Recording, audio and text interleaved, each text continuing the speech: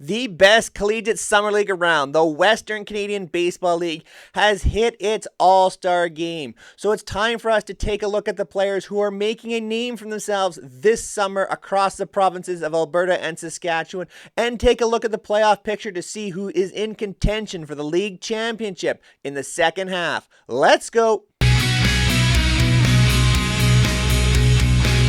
We'll get things going in Edmonton with the prospects.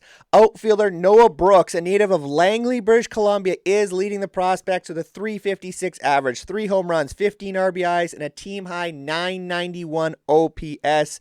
And starter Josh Higgins, he's from Henderson, Nevada, 1-3 for the prospects with a .517 ERA in 8 starts. He had a massive game on July 13th.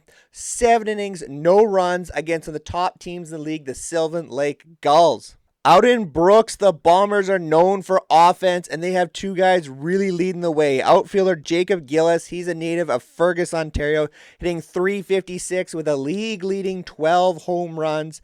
Infielder Anthony Gilbert, he's a native of Quebec City. He's hitting .410 for the Bombers with another 10 home runs. And starter Oliver Duthie. Duthie is a player from the UBC, the University of British Columbia. He is 2-3 with a .423 ERA for the Bombers in 6 starts.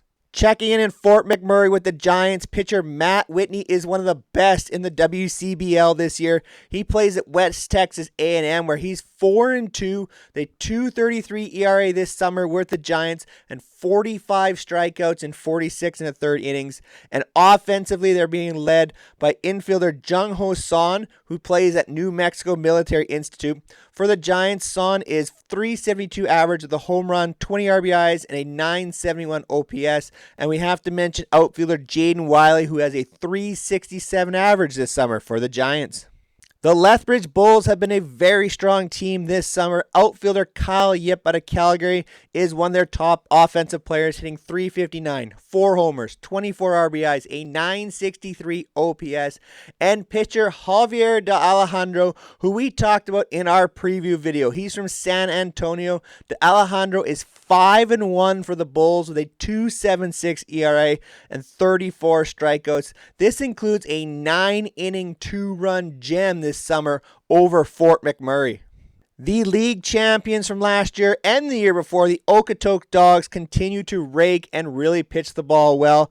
Infielder Connor Krausen from Okotoks is hitting .344 for the Dogs with 6 home runs, 35 RBIs, and a .1028 OPS. He's joined by infielder Brendan Luther from Mississauga, Ontario, .365, 3 home runs, 18 RBIs, and a .973 OPS. Talking about pitching with the Dogs, they lead the league in runs against. They have 4 pitchers with 20 or more innings and sub-3 ERA. That staff for the Dogs has been incredible. Checking in on Sylvan Lake, we have to talk about catcher Nathan Flewelling for the Sylvan Lake Gulls.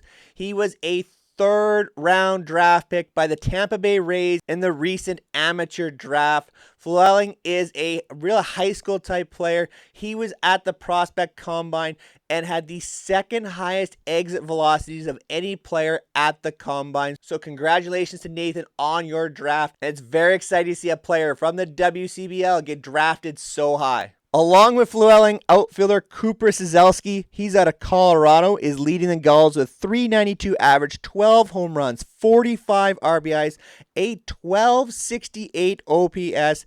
In fact, the Gulls have 4 guys with an OPS over 1,000 this summer. And not to be left behind, pitcher Kyle Froelich, he's from Nipawin, Saskatchewan. He is 3-2, the .225 ERA for the Gulls with 36 Ks in 32 innings. Let's head to the East Division now. The top players there, the Weyburn Beavers have infielder Nico Kakatos. He's out of Toronto. He has a .402 average for the Beavers this summer. 2 home runs, 11 RBIs, 1,000 OPS. Runs have been hard to come by for the Beavers, but Kakatos has been leading the way. And pitcher Ian Heck, he's out of York University.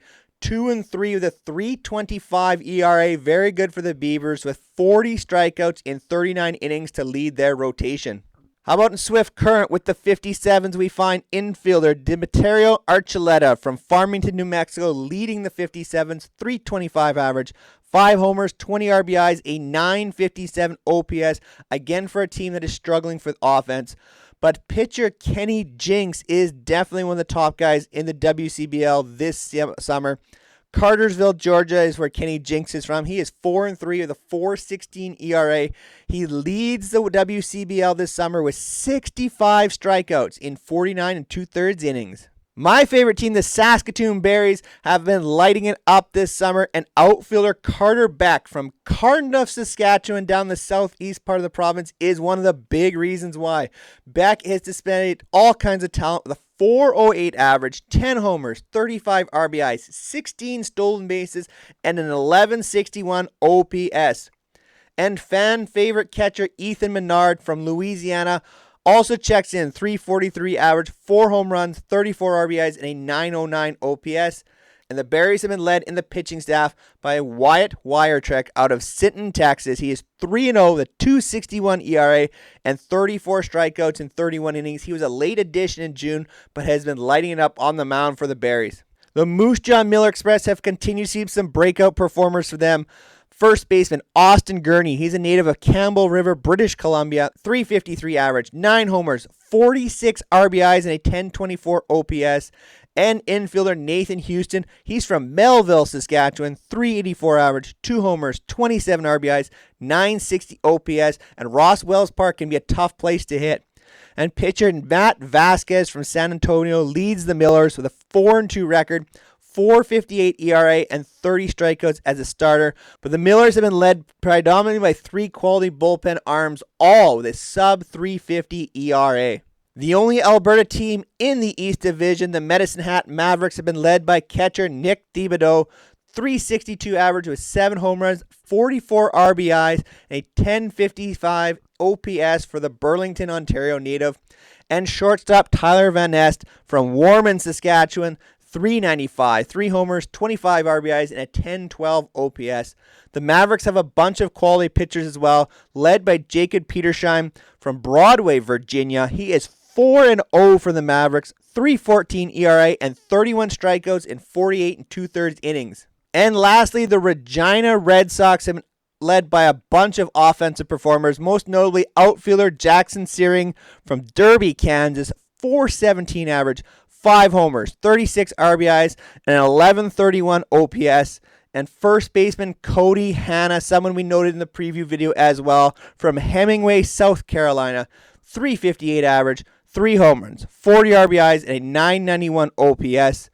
They're led on the mound by pitcher Daniel Crabtree out of Marietta, Georgia, 4-2 record for the Red Sox, a 2.96 ERA, and he leads the league with 54 2/3 innings pitched. Taking a look at the run-up for the playoffs and the championship run in August, the West Division is very, very interesting. The Sylvan Lake Gulls own a very small lead over the Okotoks Dogs at the All-Star Game. The Gulls have been very, very impressive. Okotoks is one of the top teams in the league. They've been battling all year, going 1-2, kind of back and forth. But look out for Lethbridge in the 3rd spot. They're only 4 games back at this time.